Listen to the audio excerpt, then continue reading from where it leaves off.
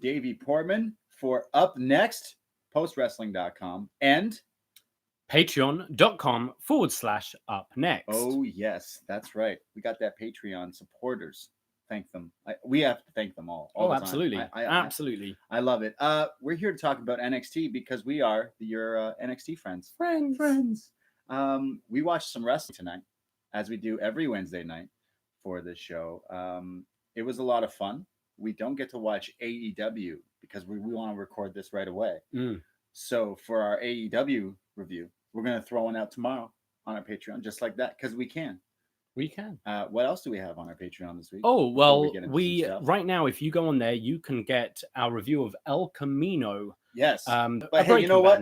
Fuck it. We're going to give it out for free on this feed too. Fuck it. It's Christmas. Yeah. If you're a fan of Breaking Bad, such as we are, we watched El Camino today, and then we did a review.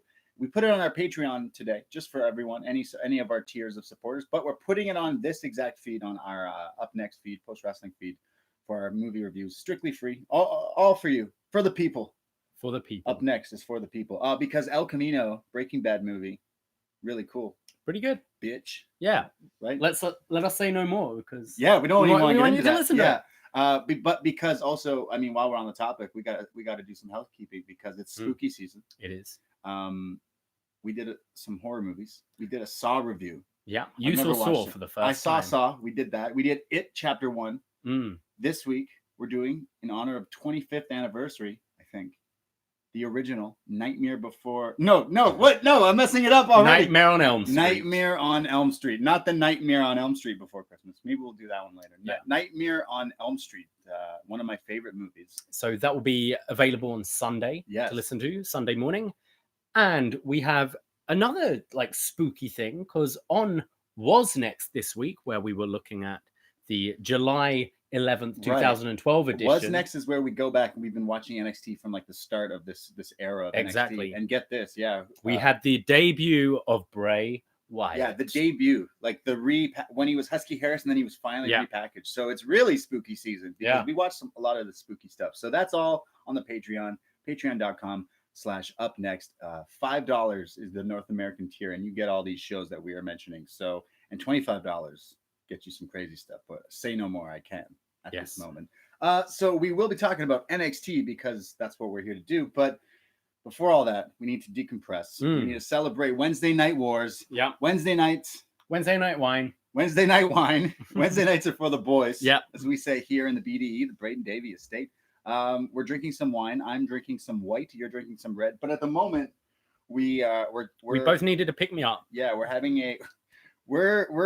I'm breaking my own rule of not having a pumpkin spice latte, but we're having some sort of peppermint thing. I think a lot of people are going to make fun of us. It's peppermint latte. It's delightful. I put out a tweet last week actually, being, everyone gets all excited about pumpkin spice lattes. Yeah. It's all about the peppermint latte. Peppermint's good. This is dark cherry mocha. Too sweet. I want the pumpkin. I want actual pumpkin in my coffee. I want it to be spooky. I want it to extra espresso. We've been drinking some coffee tonight. How have you been? Have you been celebrating spooky October, spooky season? Not really. You have a Halloween costume? Not yet. Do you?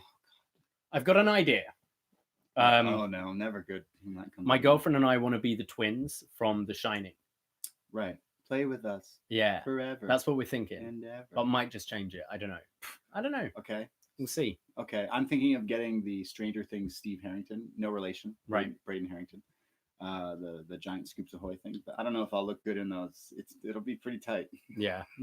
I don't know if the world's ready for that. If not that, I'm gonna go the lazy route as any man who needs a last minute costume, I would say, gets a last minute onesie. Done it before, I'll do it again. They're successful. I do have an issue with people not dressing scary for Halloween though. It can be a scary onesie. Halloween shouldn't just be dress up. It should be, you got to be scary. I like scary stuff. I do. Yeah. But I did some scary stuff this weekend. Yeah. This last weekend. Canada's Wonderland is a giant theme park here. Sure. They do this Halloween thing, Halloween haunt. You go through scary mazes, and you go on crazy roller coasters. Are you a roller? We've never been to I love roller coasters, and I still haven't been to Wonderland because now's the time. It's like everything's spooky. No one will go with me. Let's go. You have a girlfriend. You're supposed to take. She doesn't like roller coasters. And she wants to go, but doesn't like haunt mazes or roller coasters. So I'm like, okay. You know these mazes that sound like it sucks going with you. Like she doesn't like the mazes, the scary people jumping out, right? And she doesn't like the crazy. I went on the craziest rides. I want to go on all the rides. I did the spookiest thing. I'm gonna say some shit, and people are gonna judge me, but like I made the mistake of maybe possibly doing a tiny little bit of shrooms and then going on roller coasters. Yeah, that sounds awful. Yeah, I'm a wild boy apparently. So I survived, but it was a lot of fun. These roller coasters. There's this one called Leviathan that is so giant. Like you're overlooking buildings. That's cool. Like it was really cold as well because it's like October now. But I recommend it. Getting scared at mazes and stuff with people in costumes. Very fun. I like being scared. I like being scared. Yeah, and that's fun. That's one of the things. We're going through these horror films, and I'm like, I wish I could get scared now. Right. Like, and I don't mean a jump. A jump is different from a scare. Sure. A scare, I want to feel uneasy throughout the whole film. Right. I want to be like, oh, I don't like this. And I find the only way I can really get that is if I watch a film on my own at like 3 a.m. And that's where you get scared. That's when I'm like, don't know. What was that noise? What's that happening in the scrum room? Yeah. The haunted chair here in the BDE. Yeah. I mean, like I said, I was a little lit, and there was clowns jumping out at me and all universes. It sounds horrendous. It was great. It sounds terrifying. It was awesome. So I did that, and then I've been watching scary movies in honor of not in honor, but because of our Patreon. So it's been an enjoyable. I just need a Halloween costume. We're not doing a Halloween party this year. It's gonna be. We might do a little gathering. I don't know. Yeah, we'll go out. We'll do something. We'll figure it out. It's my favorite time of year. I love it. It's my favorite. It's a nice time of year. I like autumn. Like good clothes. We got a Camp Crystal Lake sign in our I hallway want to now. get the It one. Yeah, you want the Pennywise. Yeah, the clown like carnival sign. Looked really cool. Have you started American Horror Story yet? No, I never watched it. No, I recommend this season just because I know what you like. Okay. Because it's you're not recommending me the guy who dresses up in all leather. Isn't that in the show? Oh, that's probably. Wait, have you not watched this show? I've watched it. What, this season? Every season's different. Oh, really? Oh, my bad. Oh, okay. So you don't have to have watched any of them. Okay, well, I don't know that. But this one is like it's set at a camp, so it's like the camp leaders going to camp. Right. On the way, it's kind of like Friday the 13th. And then there's like someone who's escaped from a mental asylum, so Halloween. Cheeky. It's set in the 80s. Okay. So it's like all these tropes from your favorite horror films, kind of all in one series. Okay. I think this one you might enjoy. And Emma Roberts is in it. Emma Roberts, big fan. Big fan. Big fan of Emma Roberts. It's kind of a funny story. Great movie. So yeah, I've been enjoying the spooky season, but I've been watching some of the main roster spooky stuff. It's not something I'm enjoying. Oh god. I like how they're trying to bring the spooky stuff in during Halloween time. Yeah. And it's just not hitting. Well, I think both of us, we were at that SummerSlam show. Yeah, and I was super into that. And we were so into The Fiend. As we said, we're doing Was Next. And early Bray Wyatt's been fantastic. Yeah. And I put out a tweet on Friday. I was watching SmackDown and I went, I'm officially done. Because they made him look so silly. Because they've killed it already. We'll see. Hopefully they haven't. Hopefully they haven't done it. I can see them still trying to save it. But it's the same thing we've had with Bray Wyatt over and over again. They're going to be like, no, he's not quite done. And they'll take him off for a month to like rehab him and bring him back. And he'll come back for a big feud and he'll lose that one. And now he's just, as I always say, a loser in a silly mask. Bray Wyatt always should have beat John Cena at WrestleMania. Yeah. That could have resulted. I like big what ifs in the world of pro wrestling, and that's a big one in my books. Yeah. What if Bray Wyatt beat Cena? That's a lot of people. I kind of do believe in the whole butterfly effect thing. Yo, 100%. And when you see, someone like his career, how different would it have been if he beat Cena? Yeah. So he's been pretty spooky. And again, go listen to our Was Next thing, because that one's going to be pretty fun. I can't wait to talk about it because he was pretty spooky as the cult leader, the Charles Manson kind of dude. Really wild. That's how I talk like Bray Wyatt when I come home late from the bars on a Friday night. Like, what's going on, man? I've been to hell, man. I can't wait to do that. I guess we should talk about some NXT from this day and age, though. Yeah. And I'm talking about NXT from October 16th, 2019. This is where the review starts, ladies and gentlemen. There's a new intro. Yeah. It's got some color. So yeah, before I think they were using what we've had on the network, whereas now it was because they've got the green with the logo now. It's like the yellow, the black, and then there's like a greeny kind of thing. Oh, okay. So they've included that. It's more splashes of color. I mean, if you watch AEW Dynamite, they got a lot of color. I love their. Oh, that's like tie-dye kind of. Yeah, I love it. Like the splashes of paint, like Blue Man Group do. I think they're kind of copying from that in my a little bit. I could see the comparison a little bit. Looked really cool. The intro starts, and after that, we welcome to Full Sail. Crowd looking good here at Full Sail. Ever since Full Sail has been on this, since being on USA, Full Sail has been good again. Remember that if you've been watching NXT for years, shout out Full Sail. You guys were in a little bit. You were hated on the internet because you were doing some things that weren't great, but you guys are I feel like they know they're important. Yeah, they're like, we love this brand and we want it to do well. Anyone listening that goes to Full Sail, if you guys are regulars there, you guys are really important. You are part of the show. Yeah, essentially, if you ask me, because they've been doing a good job. That's all I can say. Shout out Full Sail. We start the show with the returning Blackheart, Tomasso Ciampa. He comes down. He is returning from the big we watched the special, the Blackheart special that aired on the network last week. That was really heart touching. For made sure. Me want to cry almost. I have a black heart too, but it made me, not just the injuries, but you learn about miscarriages in his family, and I don't think I could ever boo this guy. How are you going to boo him again? He could do the worst shit possible, and I'd still be like, but that documentary, I love you, man. I foresee him being a heel again. Yeah. He's just the best at it. But Blackheart, Ciampa is here as a face, and the crowd loves it. He's going one-on-one, his returning match against Angel Garza. This is the Latin lover guy. It reminds me of late night Latin lover. The match starts off, and they kind of do a back and forth early on. Now, you were predicted that this would just end in a squash, and I was like, yeah, I could totally see that. That's not necessarily the case here. Angel Garza is saying, hey, man, screw you, and kind of fights back because he's got something to prove here in NXT. He's a face that's been around for a few months but hasn't really done much. So Ciampa then just starts tossing him around. They fight on the outside. He throws him into the barricade.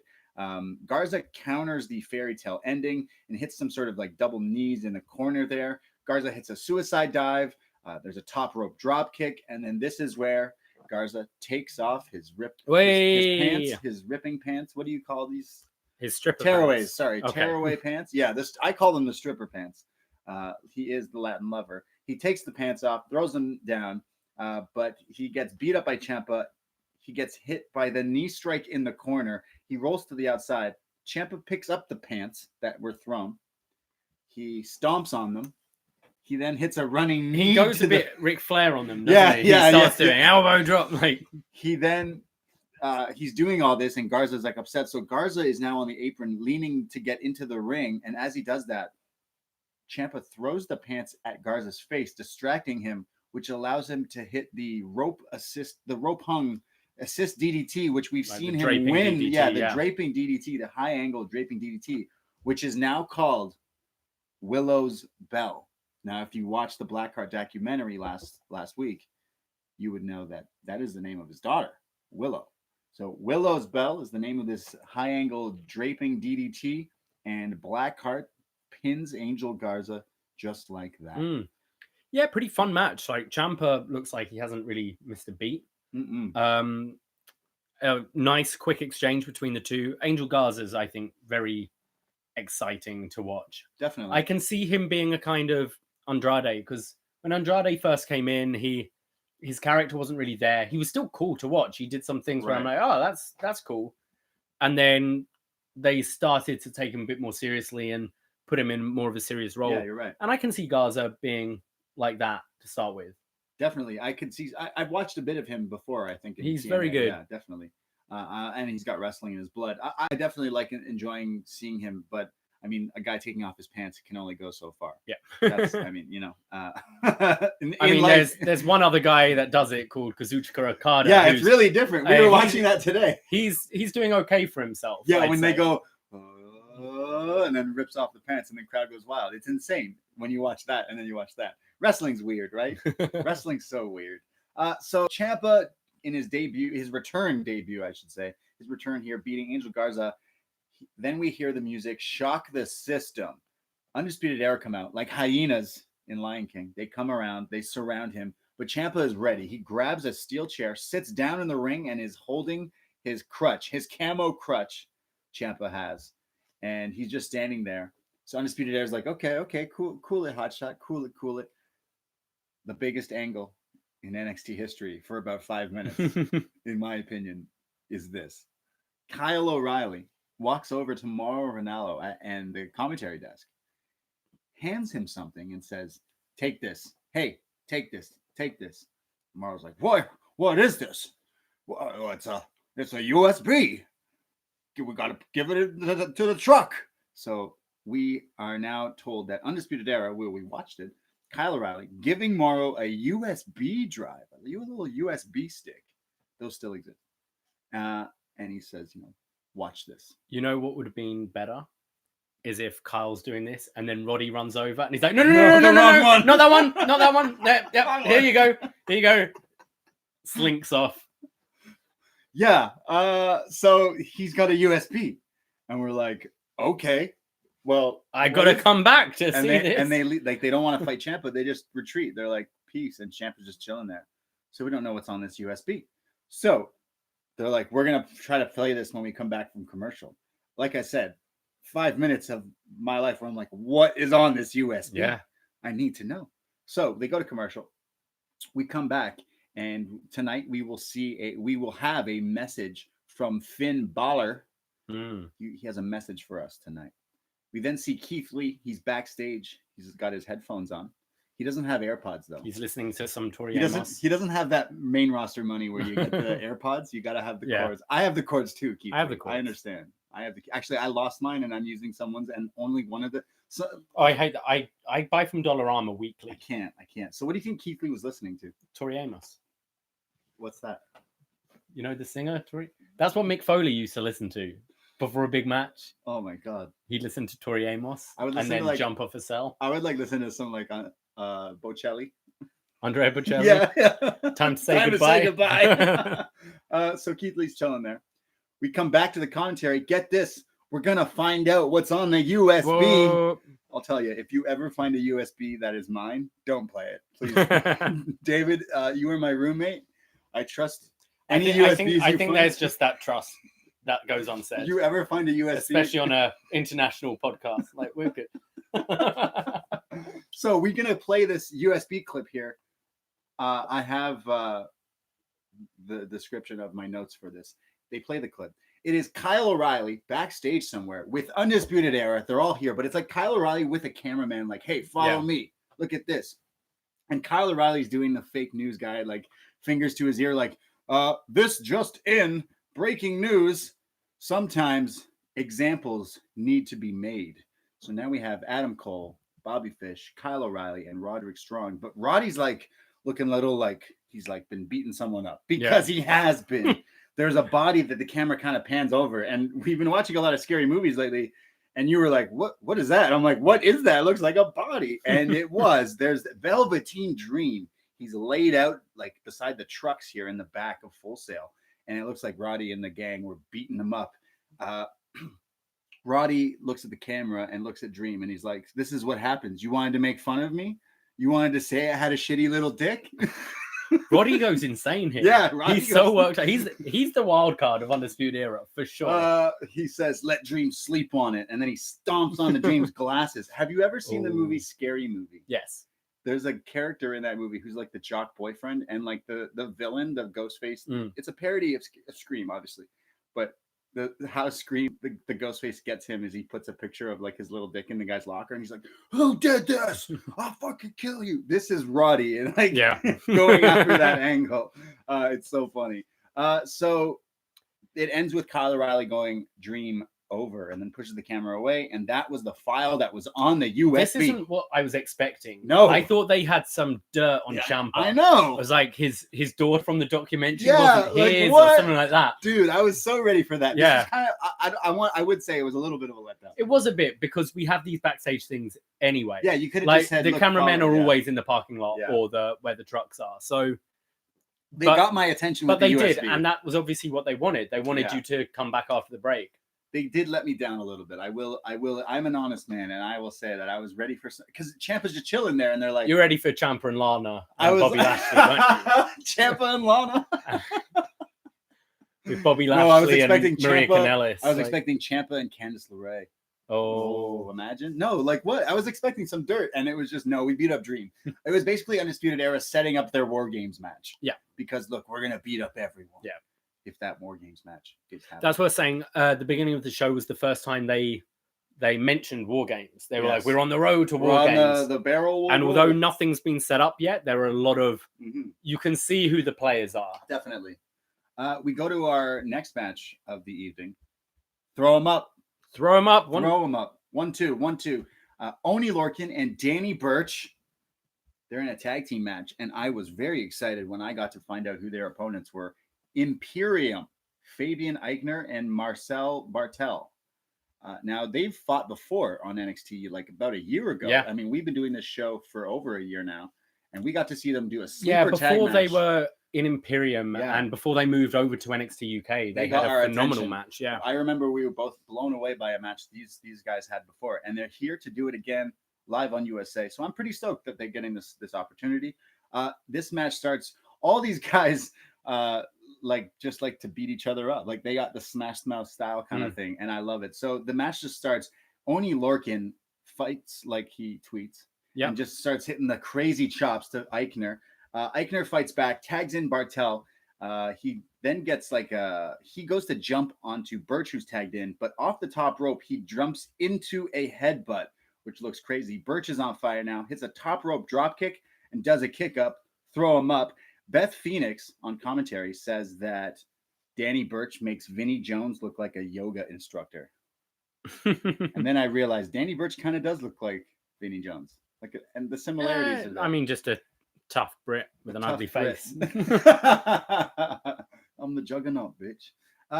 So Burch keeps fighting back, but Imperium beats on him. They do it tagged in and out. Then they set him up in like a tree of woe and hit like a double basement drop kick from the apron on either side. Really cool move that they do in their tag matches on NXT UK, but they're on this show now, which I'm kind of happy about.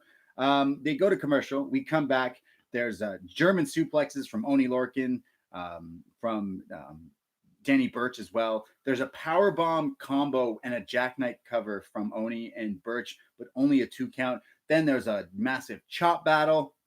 Fabian Eichner hits a brainbuster, one of the best looking moves in wrestling. There's a tope to Burch from Bartel. There's a double jump moonsault from Fabian Eichner, which is just just crazy. Beautiful. This is why people GIF wrestling.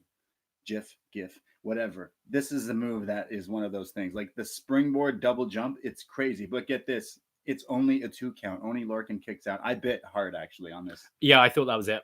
I thought it was over, but it was not. So Oney Lorcan's still in this. They're chopping away. Both guys are just like literally not even to the chest. They're literally like slapping each other's faces, but like just crazy. There's a spine buster. There's a power bomb European uppercut combo, and that's it. They pin Oney Lorcan. What a great match. But where's my question here is where's Danny Burch? He was taken out of the match. Yeah, he was sleeping for a bit, wasn't he? This was a lot of fun. I love this match. Yeah. I think anytime any combination of these guys are in the ring, it's going to be a lot of fun. And then they're all posing after that match. And Alexander Wolf, the other member of Imperium, he walks up and poses with them at their post-match celebration. He's kind of like when you were in school and you did a group project and like the kid who never shows up just shows up on the day that you all did the work and like, I helped. That's Alexander Wolf in this situation. Well, this was a lot of fun. I love Oney Lorcan and Danny Burch here in the BDE, our household. We love this thing where we just shout out Oney Lorcan's tweets to each other. Oh yeah. Well, he actually tweeted immediately after the match, oh my God. And he said, got my ass kicked on NXT tonight.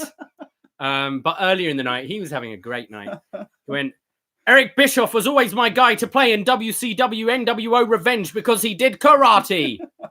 True. I like picking Bischoff because he looked like a dweeb with the karate thing. Yeah, it looked great. Best Twitter out there. I love Oni Lorcan and Danny Burch. They are fantastic. I love Fabian Eichner and Marcel Bartel. I'm not sure where we go with either, but I definitely would like to see some sort of like rematch between these two teams. They're both they're destined to keep fighting because I love the style they all four of them bring. So that's and you need to build up people like challengers for Undisputed Era because everyone else is gone. Exactly. We need the NXT definitely needs to rebuild our tag division. They've stolen everyone. Every time a team gets hot, they're taken from us. So we need some teams. We need the tag teams. We get a video here. Johnny Gargano is NXT for life. Yeah. We have an interview from earlier today with Kathy Kelly backstage with Johnny Gargano, your best friend. Yep. Your mate. John. She asks instantly what we're all thinking. I like this. They don't beat around the bush here. Yeah, for sure. Yeah. She instantly goes, yo, what's your thoughts on Ciampa? Boom. Instantly. He goes, look, we've had our ups, we've had our downs. And to be quite honest with you, I actually do not know how I feel about it. So I really do not have an answer for you until I see him face to face. Yeah, I like they addressed this because their story was so huge. Yeah. And obviously, Ciampa's back, probably positioned as a babyface because he's returned from injury. That's only the smart thing to do, I think, at this stage. I will be quite honest. I thought Undisputed Era were going to attack Ciampa in the beginning, and I thought Gargano was going to come in for the save. I think that's coming. That's coming, I think that's coming. Obviously, the last time before his return we saw Ciampa was congratulating Gargano in New York after his win. So they're not treating us like idiots. Yes. They are addressing it, which is important. Yeah. Also, this Johnny Gargano video, I think we've seen before. It's so good. Mm-hmm. Like the video of like his journey to it. They've added the whole NXT for life bit at the end. They added a lot of DIY in it. That was already there before. But the like NXT for life stuff at the end was new. But really good. It gives me shivers. I really think they'll link up together as DIY, especially if War Games is kind of coming up. That could be where they're DIY Undisputed Era. There you go. Down the line. Yeah, for sure. There's so many different possibilities. Also, with Ciampa being back, I wonder how much Gargano and Ciampa have their hands on their storytelling kind of in their angles. Because those two had the best, one of the best angles, storylines in wrestling history, in my opinion. And they like Ciampa's already back and things are already storylines. Yeah. So this could be good. I can't wait for that. Dominik Dijakovic, rather. He's backstage. He's training. Everyone in NXT gets flags now that they train in front of. Oh, yeah, I like that. Cool. Like their training camp. Yeah, it's cool. We're going to commercial, but they tell us when we return, Io Shirai is in action. And if you know me, nothing will make me wait patiently and not change the channel than waiting for Io Shirai, because Io Shirai gets me high. Io Shirai is going up against Caden Carter, but I have to state out the fact. I tweeted it maybe like 2 weeks ago, 3 weeks ago even. Why isn't Io Shirai's theme song, which is a banger, by the way, on music platforms? Where is it? On my Apple Music? No, it's not. Everyone tweet at WWE Music and Io Shirai. We want her theme song because it's a banger. Well, they've obviously got some partnership with her and Poppy because they showed when promoting her for After the Break. Right. They had Poppy's like Scary Mask album and like single and shit. Yeah, it's cool. Poppy's got to play her out. I think so. I think that's got to be an entrance. Yeah, definitely down the lines. Mania sometime. So Io Shirai, the greatest women's wrestler of all time, in my opinion. The Joshi Judas. Yeah. I joked that her Titantron is her name flashing with strobe lights, and then it changes to in Japanese, which I imagine still says Io Shirai. Yeah. But in Japanese. So should I get that tattooed on me? Nope. Like in Japanese, like Io Shirai. Do you want to? Where would I get it? Your chest, your face. I don't know, Braden. Here's someone who does have some tattoos. Caden Carter. Caden Carter is going on up against Io Shirai here. They start off. There's a head scissor attempt from Carter, but Shirai lands on her feet instantly, like flawlessly, because she's that damn good. But then Carter answers back with a counter of her own, where she does like the Matrix, like the Matrix Escape. Which, hey, by the way, Neil Patrick Harris in the Matrix 4. What? Yeah, that's the thing. Yeah. Okay. Keanu Reeves and I think Jada Pinkett Smith and Neil Patrick Harris. Okay, really interesting. Sure. Yeah. Matrix Escape by Caden Carter here. There's a drop kick by Shirai from the top there for a 2 count. They go back and forth quite a bit. Again, I thought this would be more of a squash, but I like here in NXT how they give in. We don't say jobbers here in NXT. No. We don't like that word. We like enhancement talent. Apart from like Cameron Grimes, where that's his gimmick, where he's running through people. Right. Everyone else they come out. You'll see a Taynara or a Caden Carter or a what was his name, Raul Mendoza or some of them, and you're pretty sure they're going to lose, but they're still going to get like 8 to 10 minutes out of it. Right. Yeah, and they're still pretty good. They put up a fight at least. So the match continues. Carter hits this like crazy, I don't know, like a wheelbarrow bouncing into some sort of kick thing. Really cool, innovative moves. She then goes for another wheelbarrow, but gets countered into a deadlift, vicious German suplex. This looks insane. Shirai. Yeah, this like the strength to like pick her up and then just she snapped her back. She sold it like perfectly, like a video game, like bouncing backwards, landing. Io Shirai then climbs the top rope and hits the best moonsault ever. It's so good. Yeah, this moonsault's crazy. She hits that and pins Caden Carter just like that. Io Shirai, the Joshi Judas, Japanese Purple Thunder. She's my favorite. This character, she's fantastic. This character is everything I need in my wrestling. It's very refreshing to watch. Everything. I joke and say that I'm in love with her because I am, but I actually think she's very. The only thing that I just don't like is the screaming and flailing of her arms in her entrance, like Nikki Cross. It doesn't suit her. Like since she's turned heel, she's not crazy. Right. Like as soon as the bell rings, she's not doing Nikki Cross crazy stuff. Sure. When she first started coming out of the heel, she just had like the kind of mean scowl on her face and walked to the ring. I don't know. It doesn't suit her character, I don't think. And it's a bit over the top. I like it, but I see what you mean. There's definitely like the screaming. I like when she screams in Japanese at the end. Like, when she's getting in people's faces and screaming at them, fine. But not just, I'm crazy. It's no. WWE, they love evil Japanese women. Look at all the Japanese women who are right now. Yeah. It's crazy. Just insane. So that's not all for Io Shirai. She grabs the microphone. She's going to talk. She goes, not Rhea, not Bianca, Shayna, it's me. So she's calling out Shayna Baszler here saying, look, you don't want to challenge these other women. I'm the one. I'm the real challenger. But she said someone else's name in that, and not Bianca's, but Rhea Ripley's music hits. She comes out. She comes down to the ring. There's a huge size difference here between Rhea Ripley and Io Shirai. I love it, the difference here. Io's about to say something else, but Rhea snatches the mic from her. She says, look, last week, Bianca Belair ran her mouth. Next week, I'll put her in her place. But Io, if you ever spit my name out of your mouth again, I have no problem putting you in your place and shutting you up too. Io Shirai then gets upset. She doesn't have the mic in her hands, but she starts yelling in Japanese, then decides to just retreat. And as she walks away, she continues to yell in Japanese. Well, at first she like kind of pouts and looks like pretends to look kind of timid and in fear. And then this grin just like goes across her face. She's evil. And then she just starts evil Shirai shouting out a load of shit at Rhea. I love it. I love it. It's awesome. She's just completely playing with her.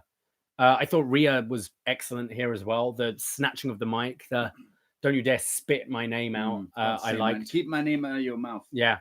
I really love this segment. And I look forward to this match that I assume is going to be down the line. Yeah, definitely. The women's division is kind of stacked. I just don't, there's so many different contenders, so many cooks that we could potentially see. But I know I want to see Io Shirai become champion and have that feud with Candice again, because that match is like my women's match of the year still remain. That match is crazy. I need more Io Shirai in my life, is what I'm saying.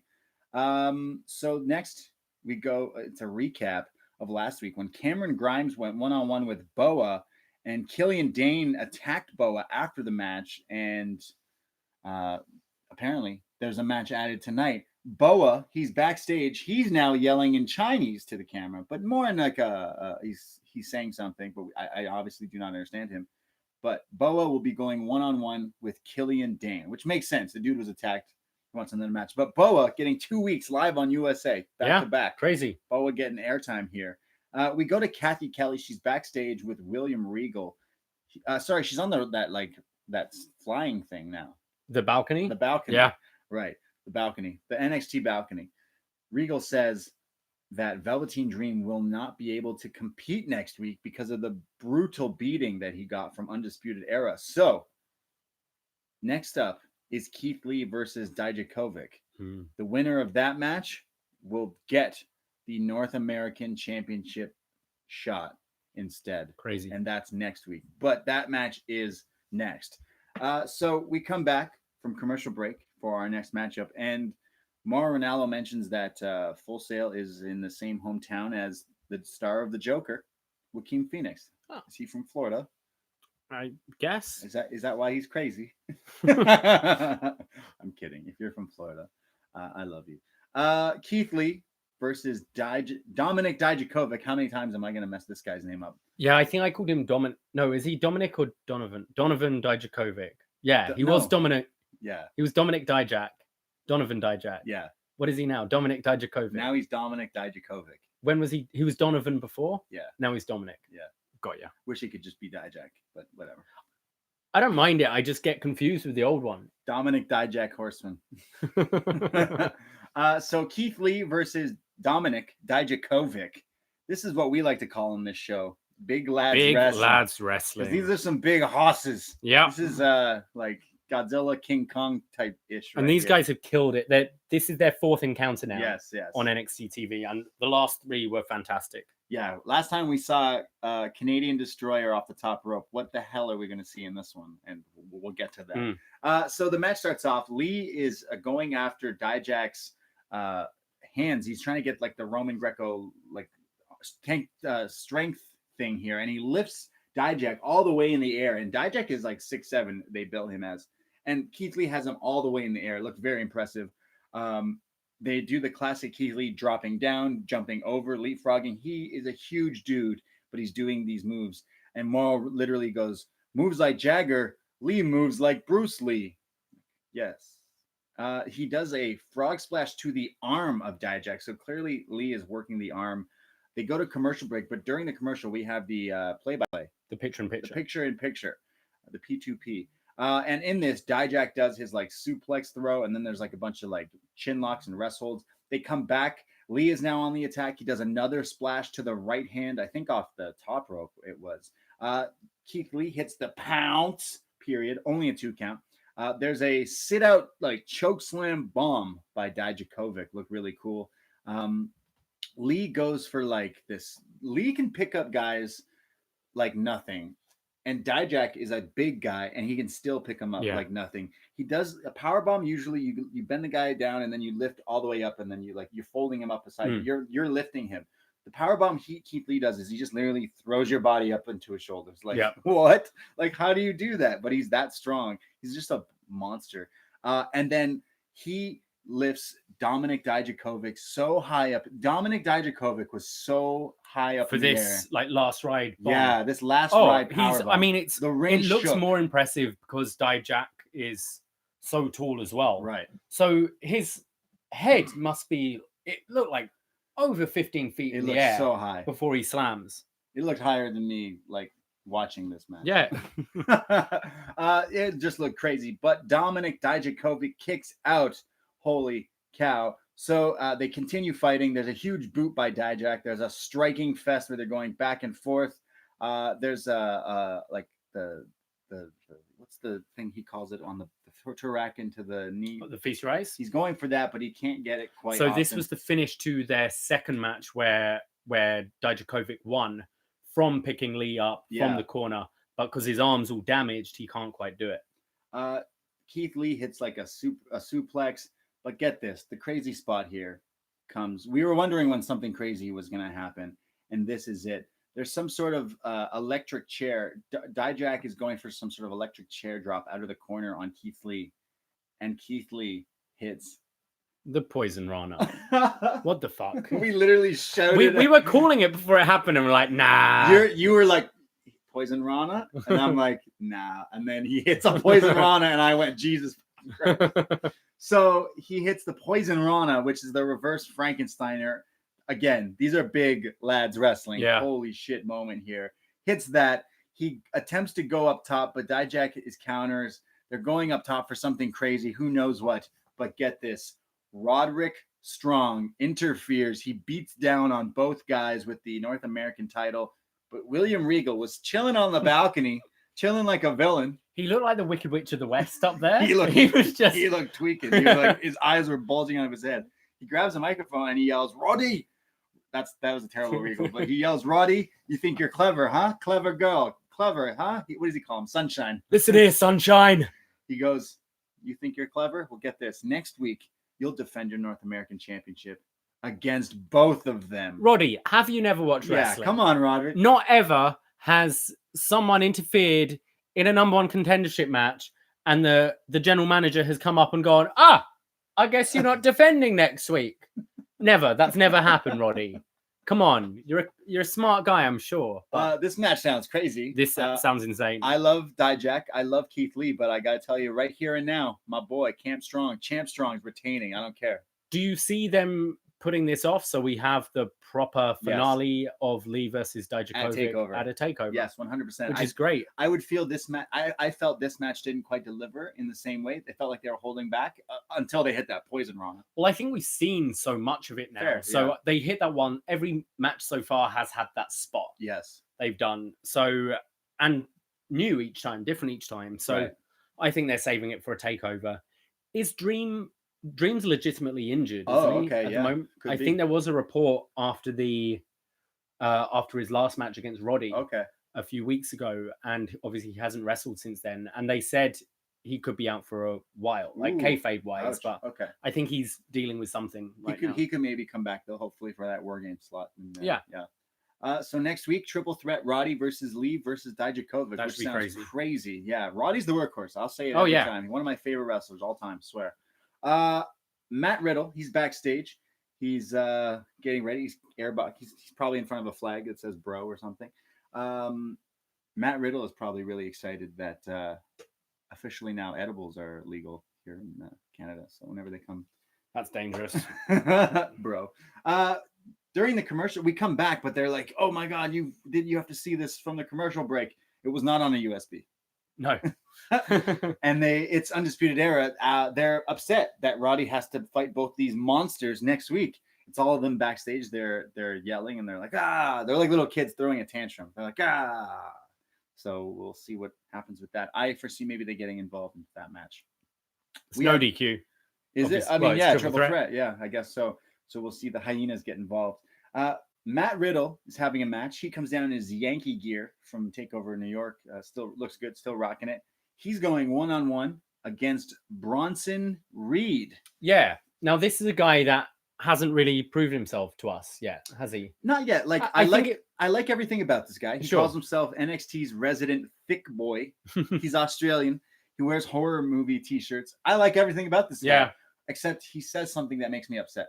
He says that he wants to represent Australian strong style. That's right. And that both kind of, I don't know, rubbed us up the wrong way. Because we saw his matches after that and didn't see any strong style. No, I didn't get any strong ststyle out of any of his matches prior.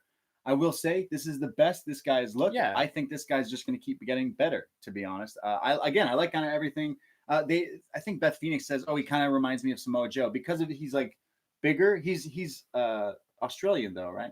Yeah. So like he has that kind of similar body type, but he can get more like physical, more hardcore. Well, I think we were saying last week when we saw the cruiserweight match about how the cruiserweight, like there's a lot of cruiserweights in NXT, but when you think of it, you've got Lee Dijakovic, Bronson Reed, Killian Dane.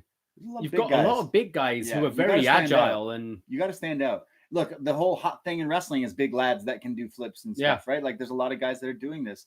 And I think Bronson Reed, if he wants to go after that strong style thing, he should definitely go after it, but maybe like deliver with the strong style. I will say again, this was my favorite. And it's Matt Riddle who definitely can bring that kind of stuff out of you. Matt Riddle is a hard hitter, I would say. So this match starts with a fist bump from Matt Riddle, the code of honor. Yes. The bro of honor. Code of Bronner. Terrible. There's a huge series of strikes that start. Matt Riddle always starts things off like a lightning. He's just crazy strikes, crazy knees. He hits an exploder suplex. Reed fights back, hits a senton, and again, like he's a big boy, and hits a senton on Matt Riddle. And Nigel says a joke about how we might be seeing Matt Riddle's lunch come up from that move, which is very funny. They continue hitting like strikes, and like Bronson was definitely like delivering more with his moves a little bit differently. I definitely still need to see more from this guy. But he gets hit with the bro to sleep, then the power bomb, and the final flash knee. But Bronson Reed kicks out of it. Well, let's not just gloss over that power bomb. Yeah, well, yeah, the power bomb comes right here. So Matt Riddle goes up top for the floating bro, which you're laying down and he hits like a whisper in the wind type move. But here he goes for it while Reed's kind of still standing. So he does the floating bro, which is like the whisper in the wind. Reed counters that with a sit-out power bomb, which was fucking sick. Looked great. But get this, Matt Riddle kicks out. Oh, my goodness. They continue to fight. Matt Riddle somehow locks in like a sleeper hold here, which wears down the thick boy. And then Matt Riddle counters. There's like counters after counters, and he's pretty strong. He gets him up on his shoulders. Well, yeah, that's what I'm saying. Like Matt Riddle powerbombed him earlier. Yeah, like, it was crazy. Can get him into this Bro Derek position as well. And Bronson Reed's a big guy. Yeah.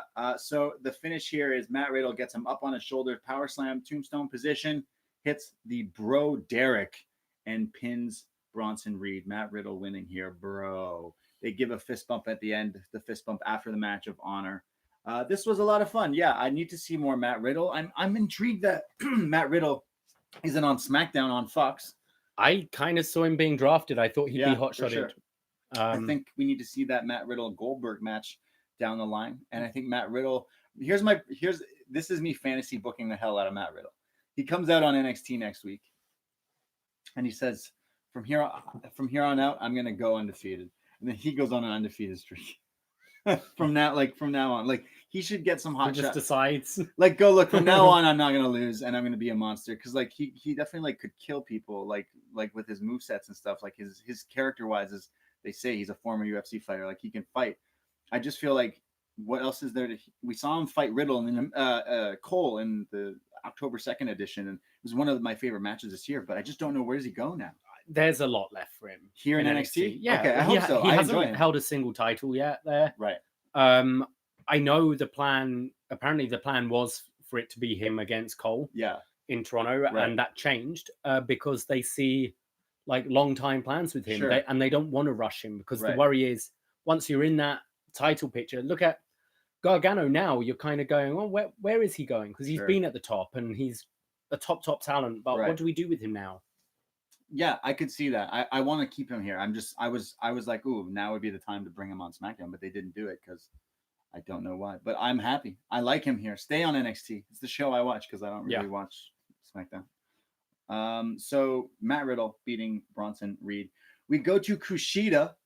There's another injury here. Kushida has an injured wrist. We see him being checked out by the doctor in his fedora. Yeah. Poor Kushida, he got his aggravated wrist injury from his match against Walter, which was a banger, by the way.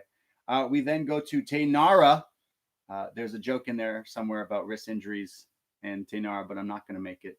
Taynara is going up against a returning Tegan Nox. Tegan Nox comes out in Captain Marvel gear.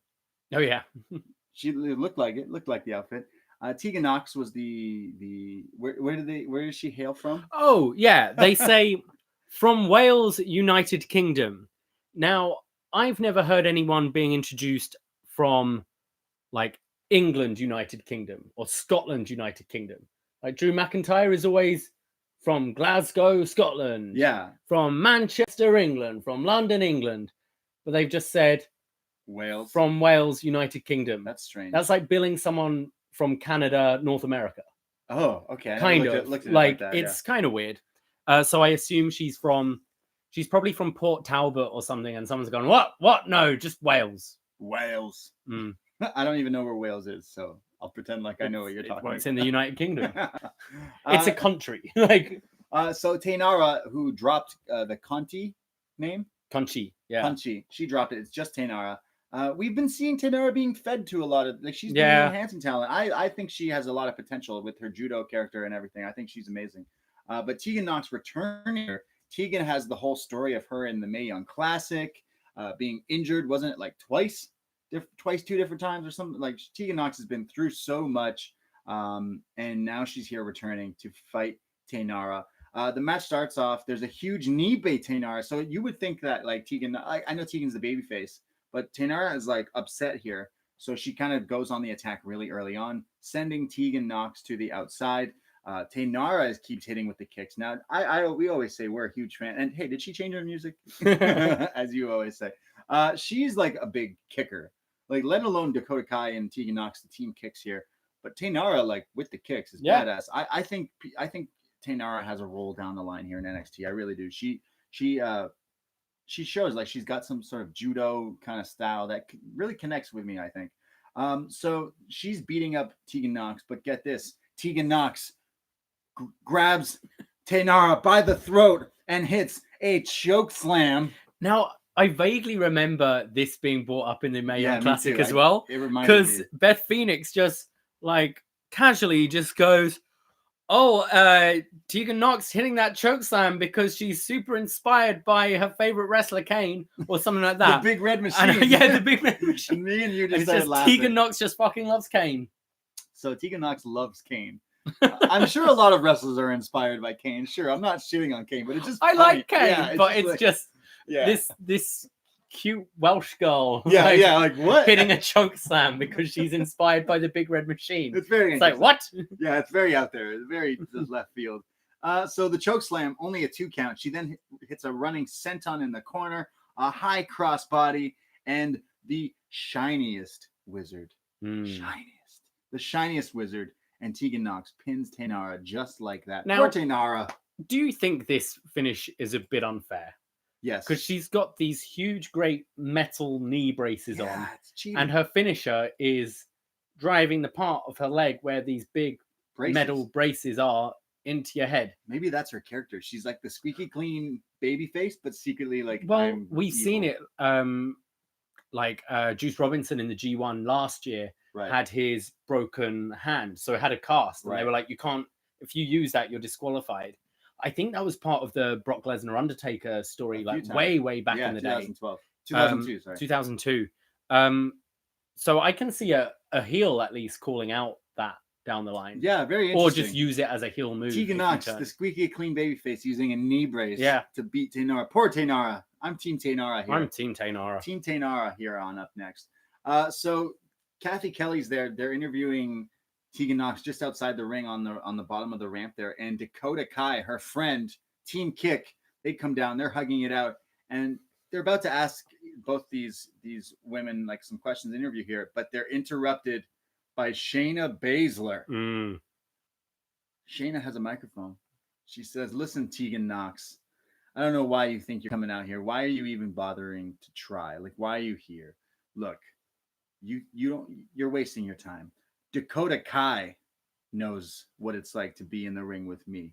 And by the looks of it, Tegan, you're running out of limbs. Ooh. So then Marina Shafir and Jessamine Duke just kind of do the she actually said running out of limbs to rehab. Oh, running out of limbs to rehab. Sorry. Like, that makes nastier. I told you, Dakota Kai is the one to beat Shayna Baszler. Yeah, so they're heating up this feud again. If you've been watching NXT for I don't know, 2 years, yeah, you would know this like kind of side storyline where Shayna I think Shayna has lost the title since and got it back. Even in this story, where Dakota was like this really brand new kind of enhancement talent, but the story was that she was being bullied by Shayna, like week in out backstage, like those whole angles of it. And it led to this match with a payoff of Shayna like injuring Dakota Kai essentially. And it's kind of a nice throwback to that. It's really good. Dakota Kai kind of staring off, and Tegan Nox is like, all right, I'll show you. And she's doing the ghost titling kind of thing. So it's one of the things, again, I like about NXT is why not use history? I don't understand why main roster doesn't use it more. It seems to be with so much wrestling, once you turn like back to babyface or to heel, you start at page 1 again. Yeah, it's weird. And whereas I think calling back something like that, the Dakota Kai Shayna Baszler thing, they could pay off in a year. Like if they eventually want to say put the title on Dakota, right? That's something you don't have to do now, but you have that in your back pocket to always use to go back to that story. And I think that's where NXT is pretty good. Yeah, no, they're really good at the story. Look, even the Gargano thing earlier, he's like, exactly. He could have been like, "Oh, Ciampa's back. It's great." He's like, "I'm not." You know, we had our differences, but he hugged me in New York and then got injured, so we're good. Yeah, like, or just they don't bring up the question, but they just address it. Like, it's like you're thinking it, so let's talk to you about it. Dakota Kai for women's champ. Yeah, that's what you're saying. Absolutely. All right, let's say. We then go to a video package for Finn Baszler. Finn Baszler. He's coming back. He says, "Did your footsteps leave the world in a better place, or missteps leave a world in darkness? We make mistakes, but retrace your steps to find your heart. I have. Next week, my future will be my past." It's okay. My grandma's from Dublin. I'm allowed. Right. I have a ginger beard. I'm allowed to be. I'm quarter Irish. All right. So Finn Baszler, he's here, full throttle. Yeah. No pussyfooting around there. He's here, and next week he's back. I'm assuming to have a match. Yeah, I think it's time now. It's been. I like this. Like I'm a little cold on this whole Finn Baszler thing. I think it's a good idea because you do need like another big kind of star, and he has become that in wrestling. And you know what? He's good at recreating himself over and over again. I've seen it in New Japan. I've seen it in NXT. And main roster, he says in this thing, like he's made mistakes. He's made some missteps here. This is a good reset for him, and I think it's great. So his future will be his past. Finn Baszler in NXT. I'm reserving judgment really until I see what the plans are, and it's possibly a good thing they've rested it for a couple of weeks, so they do have a plan. But I need to see something now. I need to see what the plan is. Yeah, let's see him have some good matches. Yeah. Our next matchup. The music hit, and I wrote down what you shouted at the TV. It's fucking Boa. Oh yeah, 2 weeks in a row, baby. 2 week Boa on the 2 weeks. I wrote down as well. It's fucking Boa. Fucking Boa. Killian Dane is going 1-on-1 with Boa. Killian Dane attacked him after the match last week. So this match starts, and Boa is pissed. He starts going after Dane, roundhouses to the chest, repeatedly roundhousing. He then kicks him so hard that Dane rolls out of the ring. Boa goes out the other side and chases him around the corner, but runs into the running low cross body, which I believe they're calling the divide. Yeah, I like that. It looks like a divide. Yeah, you're literally dividing the guy. Like you're like, because he's a bigger dude and he's running at you low. Bray Wyatt does it, but Dane does it pretty high, like fast smash mouth style there. He hits that. But they go back into the ring. Boa then eats a huge clothesline. There's a fireman carry into a slam, and then a senton, and then there's a Vader bomb, and then another Vader bomb, and then a third Vader bomb. Morrow calls it the unholy trinity of Vader bombs. But that's not it. Killian Dane then locks in this like half Nelson abdominal stretch kind of choke. And Boa, taps out. It's over. But even after the bell rings, he doesn't let go. And then finally shakes him around and drops him. Killian Dane with this new evil finisher here. I like it. I mean, it looks like a finisher that would hurt you in real life. So I believe it. I'm just not a huge fan of Vader bombs. Yeah, why is that? Like, especially, I'm going to get heat for this. But like, we watched the AEW debut. Yeah. And when Jack Swagger came out, I literally went, "Oh, okay, Jack Swagger. All right, that's cool. Jake Hager. All right, cool. As long as he doesn't do any he just hit the Vader bomb. I just hate that move. I don't think it would hurt. I would do really? I could do a Vader bomb on you and like, sure, it's going to hurt, but it's not going to kill you. Well, you can do a way when Vader does it, it looks like I think that with Killian Dane. I think Killian Dane's a big guy. Right. I think the muscly guy, like the slimmer muscly guys, like a Jake Hager. Yeah. Sure, I get you. It didn't make sense to me. But I think a Killian Dane, it's like, like the speed he does it with as well. You talk about how you love side Russian leg sweep. Oh, so good.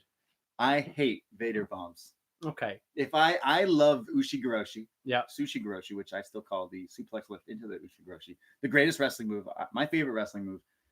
I would say I have equal love for that move as I have equal hate for the Vader bomb. Give me the heat. I want the smoke. Give it to me. So it's over. Boa loses. Killian Dane beats him. What about if you put the Irish like monster with Finn Balor. Then you have the Irish killing squad. I'd like to see a heel Balor. There you go. That could be the way how you do it, to be honest. We get a recap of Lio Rush and how he won the Cruiserweight title. I'm interested in seeing the Cruiserweight division. Is 205 a thing? We don't know. We'll continue to see. But it's the NXT Cruiserweight champion. We get to video set kind of showing, because we're going to commercial, but after this, our main event of the night, we see Pete Dunne backstage. He's like rolling his fists. He's getting ready. Then we see Damian Priest. He's hanging out with some girls backstage. Yeah, one looked like Drusilla from Buffy. Oh, interesting. You've been watching Buffy at work. Yeah, the evil vampire. She's the British. I love her. Terrible accent. I love her. Angelus's like girlfriend. Yeah, she's great. Spike's girlfriend. Oh, I love her. She's great. So Damian Priest is hanging out with vampires. Yeah. I think I talked about on this show briefly about how I've been seeing vampires in real life. Like, I know it's October and people dress spooky in costumes, but like people who dress and pretend that they're vampires is a thing. Oh yeah, no, I know. Like, I don't know if you've encountered vampires, but like Damian Priest's character looks like he hangs around people who dress like vampires. And that's okay. They're people too. Well, actually, they're not. They're vampires. Oh. Yeah. Well, they have souls too. Do they? Oh no, they don't. They're vampires. Yeah, I don't know. Damian Priest should just turn into a vampire gimmick. Instead, drop the archery thing. Just become a vampire. Yeah, the archery, like... Become Blade, dude. Doesn't really... Just become Blade. I think he just likes these nightclubs. That's blood. Okay. Like, people have all different life. He has my gimmick? You like going out? He likes going out to vampire places. I do too. Trust me. So, Damian Priest is hanging out with some ladies, and Pete Dunne's thinking about breaking fingers. So, we go to commercial break. We come back. Pete Dunne versus Damian Priest. This match starts off. There's like a high angle back elbow early in the match from Damian Priest. Pete Dunne does the elbow stomp. Ouchie. Don't know how he does this. Looks so great. He does it again on the outside on the steel steps. Then Dunne gets like stomped off the apron. He gets pushed off the top onto the apron. Like a really awkward landing, but like on purpose. It looked really great. There's a bunch of forearms from Damian Priest. There's a guillotine arm wrench. There's like Pete Dunne's on top of him with the guillotine with the arm wrench. Priest counters that with a Falcon Arrow during the commercial. But I was a little distracted because they do the picture-in-picture with the match still going and then the commercials. What is this meatless, impossible Whopper? Oh, from Burger King? Wait, it's a Whopper that doesn't have meat? Yeah. A Whopper. Is it going to taste like Sounds a Whopper? like me. What? I don't know. I don't know what you just said. Me neither. You special. So Impossible Whopper got my attention more than the Falcon Arrow, but now I don't know what you just said. So I got to go try that, but I think it's in the US. Probably, only, yeah. So, anyways, back to the match. The Archer of Infamy hits the Falcon Arrow during the commercial break, which I think they kind of should have saved. It's kind of one of his big moves. You know, I've decided I like this. Sure, show important stuff in the commercials. Okay. Keep it going. Like I don't want to see falling to the outside and chin locks and stuff in the commercials. Okay, fair. That's true. I guess I've been asking for that as well. Like, as long as there's not a finish in the commercial, but even if there is, it like makes it feel like anything can happen at any time. Anything can happen. We come back from commercial. They're both up top on the top rope, and Pete Dunne hits like a huge top rope like hatch suplex. I'll call that. Only a 2 count. Dunne does a overhead moonsault. There's like an enziguri. There's top rope missile drop kick, but to the knee, which was really spot on. He like targets the knee of Damian Priest because Damian Priest is a bit taller guy than Pete, so he starts targeting the knee here, which is great. There's a German suplex by Pete Dunne. He stomps on the fingers because you know what Pete Dunne likes to do. Break your fingers. He loves to break the fingers. He goes after the finger. Why do British people hate fingers? Shit. He attacks the fingers. There's a roundhouse kick, sends him to the outside, then Dunne with his moonsault to the outside. Back in the ring, there's a sit-up powerbomb. This match just goes not from 0 to 100, but just keeps getting crazier and crazier. This is definitely my match of the night, I would say, because it just keeps getting crazier from this point on. Sit-out powerbombs. Pete Dunne gets stomped. Pete stomps on his head. Priest stomps back. There's a flying armbar by Pete Dunne. Can't extend the arms. Priest fights out. Hits this like not even a jumping enziguri, just crazy. Damian Priest hits the Razor's Edge or Splash Mountain, only a 2 count. I popped hard for this. I love the Razor's Edge. Love that move. Bringing it back. It really works with tall guys. Like, Yeah, I mean, exactly. obviously Razor Ramon was a tall dude. Yeah. Damian Priest is very tall. Keep it. He needs to it keep looks doing cool. It. Yeah, he needs to keep doing it. Love that move. There's like a huge jumping. This is nuts. Damian Priest, again, like 6-something, tall dude. Pete Dunne's on the outside, the bottom of the ramp. To the outside, Damian Priest hits a running, jumping, middle rope inside the ring, springboard tope to the outside onto Pete Dunne. Just insane. They go back into the ring. Then Damian Priest hits a Frankensteiner off the top rope. There's a choke slam for 2. He can't keep Pete Dunne down. They're going back and forth with strikes. And Pete Dunne loves to hit that like crazy forearm. Yep. But so does Damian Priest. So they're just killing each other. There's a clothesline that turns Dunne inside out.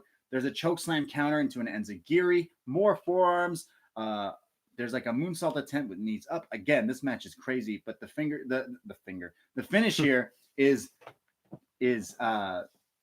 Pete Dunne goes to break the fingers, but Priest grabs the throat of him to like block it, but the referee is kind of in the way in the corner, and the referee needs to like duck. So the referee ducks to get out of their way and goes under his arm where he's like choking between Dunne. Between the two, while she's not looking, Damian Priest kicks Pete Dunne swiftly in the nuts, then hits what he calls the reckoning, the crossroads, the swinging, the rolling the dice. Yep. Which looked great. The one it's ever looked on Pete Dunne. The ref didn't see the low blow. As Morrow called it, the archer kicks the bullseye. Damian Priest pins Pete Dunne. This was an awesome match. This was really good. I was not expecting to enjoy this as much as I did. Yeah, I mean, I don't think we've seen Damian Priest being in a match to allow him to really show off yet. He's been in a lot of squash matches. We were talking about how we watched him in Ring of Honor. I've seen him versus Ospreay in Ring of Honor before. We've seen him versus a bunch of people, and I always like kind of slept on him. But I feel like this is the perfect spot for him. Now. And Pete Dunne's the perfect opponent. I love the finish. For like a dodgy finish, I think it didn't make the ref look stupid. No, which I hate when it's done like so in front of the ref, and it's like you should be aware of that. Whereas it all seemed believable. They all kind of just got pushed and stuck in the corner. And she would do as you're doing, like, shit, I'm going to get out the way. Ducking, and the timing was perfect. I thought that looked really good because it made Priest look smart and a heel. Like, it doesn't make Dunne look stupid because it's out of nowhere. Right. Like, you wouldn't be expecting that. And it keeps the integrity of the ref there as well. Yeah, I always hate it when the ref looks so stupid. Like, how dumb can you be? I know. Yeah. So I really like this. And I think earlier when we realized, Dijakovic and Lee is going on now. That's strange. Yeah, we thought that would be the main. And then when they said this is going to be the main, we're like, that kind of sucks. I would say I was wrong. We were proven wrong. Yeah. And I think especially with the finish to Lee Dijakovic. Yeah, true. Little tangent here. They're releasing everyone's overall score on 2K. Yeah. Did you see Dijakovic is not on the game? But they put but Feast Your Eyes is. Yeah. And they've given it to a character called Ribby. Is it supposed to be gritty? It's a giant rib. Oh my god. So Ribby. He's literally getting ribbed. Oh my god. It's so funny. I know this game kind of looks terrible. It does look bad. WWE 2K. Give me if anyone's been playing, is it out? Is it out yet? I don't know. Everyone's saying it's awful, so I don't know. It just looks bad. Someone posted a picture of NBA 2K20, the graphics of that compared to the graphics to this. Yes. They haven't changed for years. Looks bad. I noticed it up. It's time to burn it down, 2K. Yeah, they don't put him in the game, but they put Feast Your Eyes in it, which is crazy. Yeah. Ciampa is in the game this year. Oh, okay. They got him. He needed that. Yeah, he's a dad now. He needed that game money, that 2K money. So this match, going back to that little tangent, going back to this match, Pete Dunne and Damian Priest. Yeah, I really thought this actually delivered. We were like, we weren't too hyped for it, but it was pretty awesome. I really enjoyed it. I kind of want to see where Damian Priest can go. I think he can keep getting better. I love his look. He reminds me of Blade. Is he a vampire who just likes nightclubs? I don't know, but I'm destined to find out. So after the show went off the air, WWE posted on their Twitter that Killian Dane came back out and everyone needed to separate the two. Dunne and Dane, that is. Interesting. So I think we're going to be going more down the Dunne and Dane route than necessarily a rematch between Priest and Dunne. Right. Overall, what did you think of this week? Yeah, I still enjoyed the show. It had its ups and downs for me. I felt like this one kind of felt more of like what we were accustomed to before USA. Yeah. Like, not everything is like the crazy big names, big everything this week. But to be honest, like, the wrestling on this week was still really good. So we were chatting just a bit earlier, and I was saying how I kind of don't want to see NXT be reactionary. No. Because realistically, AEW have good numbers the last couple of weeks. Yeah. But they're still not getting what Raw does or SmackDown does. Yeah. WWE is still winning in that sense.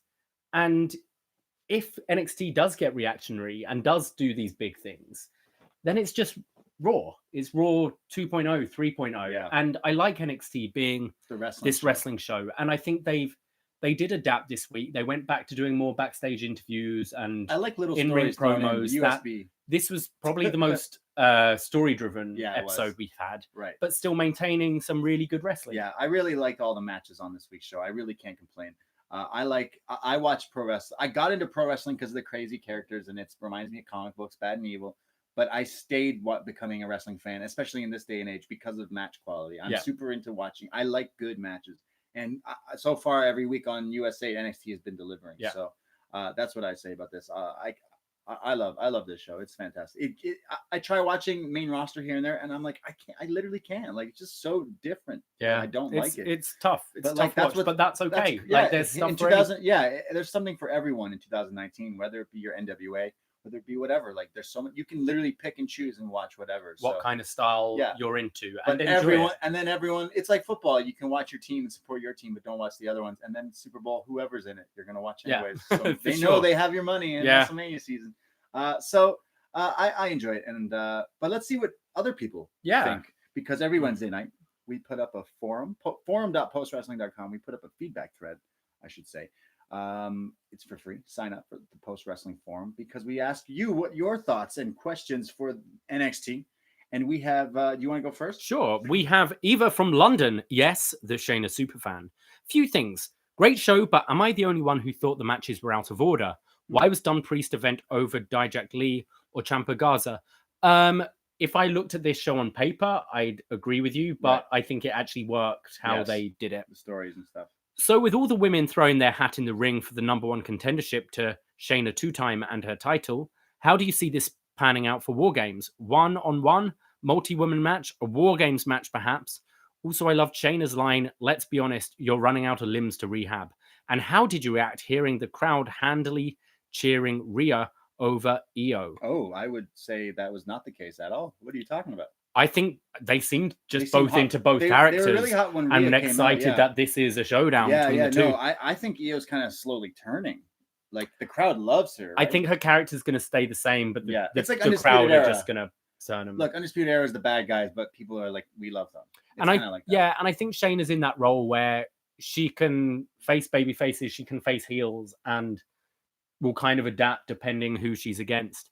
We asked, what was the wine this Wednesday, boys? I had a bodacious red wine brewed, or like, you don't brew wine, made in bourbon barrels. So it's a bourbon red wine. I had some Sola. Yeah. I had some other good shit. I don't remember what We're classy here in the BDE. We're always classy. Send good vibes. I got a big dissertation meeting Thursday. Good luck for that. Break a leg. Vibes. Keep up the good work, Mr. Herrington and Davie Portman. Thank you very much. As for War Games, could you see them doing 2 War Games matches this year? That's one with the women. War. Yeah. What is it good for? I mean, I wonder if you could have Shayna. Oh, I guess she'd need someone else, wouldn't she? I don't know. Maybe I can maybe see a 4-way or something. I would like a multi-person match there. Yeah, I think that's what we're going to get. Io wins the title, obviously. Okay. Tampa Heat 77. First time, long time. First time, long time. First time, long time. NXT was awesome tonight, better than I even expected. I was getting a bit worried that the storylines were looking like 1-week storylines, but tonight I think we started to see the start of some longer-term stories. Love what they did with the North American title match next week. I think we're going to have to see that I'm going to have to see that at Full Sail Live next week. Oh, you're going to the show. Awesome. Oh, awesome. Please let us know. Send us pictures, tweets. Yeah, send us everything. We love people who are at the Full Sail shows live or any NXT shows. Give us your feedback on all that stuff. That goes for anyone listening. We love that. Side note, not sure if I love how they shoot Killian Dane the exact same way as when he was part of Sanity. Yeah, I was noticing. I said that's you when we were watching. They keep doing the same camera pans and camera zooms. It's same with Nikki Cross. She still has the same. I haven't seen Eric. Apparently, Eric Young was on Raw this week. I doubt they gave him an entrance. But, they still seem to be keeping that. He says the only negative was the main event. While it wasn't bad, I couldn't find it stood out. We go to Paul from New Jersey. After watching the WWE draft, it's fun to watch a show that doesn't make me ask a bunch of questions and wonder what I'm doing with my time. Angel Garza looks like a star in waiting, and I've been waiting to see the return of Tegan Nox. Love the pairing with Dakota Kai, and I think Tainara looks much improved. Io Shirai may get you high, Brady. However, Tegan Nox has me hot boxed. Brilliant. You need that on a t-shirt, Paul. I'm sorry, I'll get my code is what he says. you win feedback this week, Paul. So Paul wants the hot box with Tegan Nox. I love it. I haven't had a hot box in a while. Mystery. Dunne Priest was great, and the ending was perfect way to protect Dunne while also giving Priest that heel heat. As for the women's division, I smell a six-pack challenge incoming at War Games. I think Io will crash the match next week, setting up a number one contenders match the following week because those three women, Shayna will probably crash. Then Tegan and Dakota will get involved. So you're saying you want all the heat. It kind of looks like they're going that way. Yeah. Do it. Sure. Book it. I don't think you have anyone like in a personal enough feud to have one-on-one for the title because you saw the Mia Yim one just didn't work. So I think a multi-woman might work, and they tend to throw them in once a year, don't they? I want it. Hugh from Melbourne here. Nice. That was a hell of a 2 hours. I really liked that even though Imperium are heels and Wolf was at ringside, he didn't interfere because after all, the mat is sacred. I'll happily watch Imperium 1 to 2 times every week. I'll happily watch Imperium versus 1-2 every week. Yeah, exactly. Yeah. Me too. I loved Regal immediately calling out Roddy for interfering in the fantastic Lee Dijakovic match. When Regal calls you sunshine, you know you're turbo fucked. Great seeing Bronson Reed, even in a short showcase for Riddle. I can't wait till fellow big Aussie boy Brendan Vink, formerly known as Elliot Sexton, gets on TV so they can team up. As I feel Aussies? The NXT tag division really lacks a monster team right now. That sounds a good idea. Aussies taking over wrestling. Not sure if you've heard about this, but Performance Center coach Hartley Jackson returned to Australia last weekend for MCW's 9th anniversary shows and appears to be back in the Indies full time now. I'm sure he missed competing in his time as a coach, and it's great to see the South Australian serial killer back in the ring. Love listening to your podcast every week. Keep up the good work. Hey, thanks, mate. Yeah. Thanks, mate. Love that. I love hearing people from all over the world. So crazy. And Melbourne, amazing city. I definitely need to go. I love it. It reminds me of Toronto. Kissy Boots. Wow, lots of wrestling on this week's edition of NXT. I popped at William Regal giving no fucks to what the Undisputed Era had to say to him backstage. Davie, every time I see Pete Dunne on TV, I hear your voice saying, "Oh, break your fingers." Another great show with my favorites, Rhea Ripley and Vin Diesel. I can't decide what the best part of the show. Tainara's adorable facial expressions or William Regal's eyes after making the triple threat announcement. Yeah, they are bulging out of his head. Proud to be a part of Team NXT. Enjoy the rest of your night, guys. Hey, thank you very much. I think Regal does that method thing where Hugh Jackman, before shooting the opening scene of Les Mis, where he's a prisoner, didn't drink water for like 2 days. Oh, God. So he's all gaunt and dry. I feel like Regal does that because he's the stressed out GM. He's like, I'm just not going to sleep. I'm going to have like 3 bottles of wine and then, or maybe not Regal. But has a rough night. But it works. It completely works. He goes out for a fight and a pint with only Logan and Danny Burch. We go to Sango Rindu. Are you ready? Yeah. First time, long time. First time, long time. Here in Malaysia. Wow. Felt like today would be the right time. Wait, this guy's from Malaysia? From Malaysia. Yo, how's your prime minister doing? Okay. You ever seen Zoolander? Oh, right. Okay. Felt like today would be the right time for me to share some of my own feedback on here. Read it. Another neat showing from my favorite program on TV, NXT. Pleasantly surprised to see a lot of the breakout wrestlers get matches tonight, even though they all ended up losing them. It's crazy to see Boa getting involved in an actual feud. Having seen him lay out Velveteen Dream and interrupt Lee and Dijak's rubber match, Roderick Strong has made himself easy to hate. Having said that, I can't wait to see him put on a barn burner for next week's North American title triple threat match. And I also can't wait to see Keith Lee chop him on his shitty little dick. Last thing I want to say is that I'm blessed to have the BDE to keep me company on this journey through NXT. It's great to see your passion for the show still coming through since the first podcast. Oh, man. Thank you very much. That means a lot. And that's crazy. Thank you, man. Wow, Malaysia. You're listening from Malaysia, Wow. and you've been following NXT, and you've been following us. So thank you very much. It means a lot. That means a lot to us.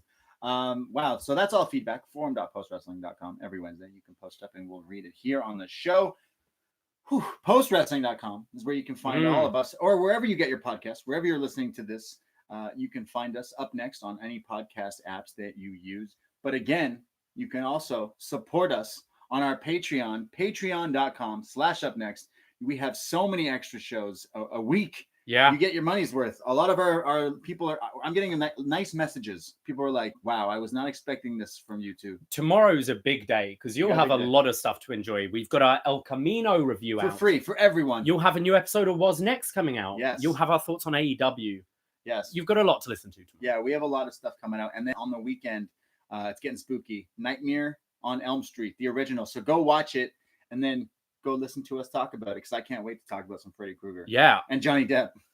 I'm just about to throw out some names, say thank you to the people who are allowing us to continue making all these shows. Yes. I'd like to say thank you to Terry Rodriguez, Thomas Gonzalez, Tony Arthur, Tyler Hall, Uncle D from the show, Ventac, and Walter Barker. We got Wayne Miller, Wes Kinley, W.H. Park. Oh, I don't want to thank him. Oh, really? Boo that guy. He didn't bring me any strong zeros from Japan SummerSlam weekend, so boo that man. He bought you a cup, Braden. He bought me a chaos. He bought you stuff. He bought me a chaos mug. Be thankful. No, I love him. I actually messaged him because he lives in Japan and had a storm over there. So I had to make sure my boy was good. Whammy88, Whammy, and Will Marchildon. Hey, thank you to all of those people. We like reading some names, shouting you guys out on the show, all our Patreon supporters. But we also like our hey, even if maybe you can't afford podcasts, maybe you just don't want to spend money on podcasts, because I totally understand that. I love free shit. Don't get me wrong, I do.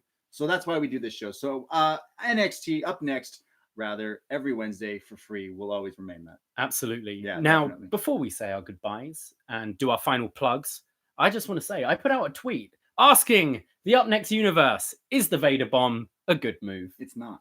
With 71% of the votes, the universe said yes, the Vader bomb is a good move. Really not. So, Braden, you're wrong. You put that up on our Up Next. This is how people can support us. Yeah. If you don't want to support our Patreon because, hey, you don't want to spend money, I fucking understand that. This is how you can help us. Go follow our new Up Next Twitter at Up Next Podcast. If you don't have Twitter, get Twitter. Create it just to follow us. Create it just to keep up with all the stuff we've been putting out. So at Up Next Podcast, we would love some followers on that. But if you want to follow myself on my personal socials, I am on Twitter and Instagram. I love posting stuff and I love your messages. I am at the Brady. And I am at Davie Portman. And you can follow everything we do and everything John and Wade do. Postwrestling.com. John and Wade are killing it. Wednesday Night Wars, baby. Yeah, I just recorded a show today with Brother Nate, Woo! Which will be coming out the weekend. We looked at Race to Witch Mountain. I was sick. For the Rocky Maya Veer picture show. I was sick. I couldn't make it. No, I actually had a lot of work. We're recording so many shows. Yeah, this is my third one today. We don't have time to do shows. We're killing it. We love it because we love our Patreon supporters. We love our Up Next supporters. The BDE loves you. Remember that. So thank you for listening to this. We'll catch you next week again. We always go live after NXT on our YouTube, by the way. So you can follow that at BDE Official. Yeah, so shout out to anyone who's on our YouTube lives after NXT. We go live usually. If NXT ends around 10, we usually are live by like 10:30. By 10:30, come hang out with us, even if you didn't watch or whatever, just to come hang, because I know people love doing that as well, because we are NXT friends. So thank you very much. We'll talk to you again next week, and go listen to all the shows that we have out for you. Take care. Goodbye.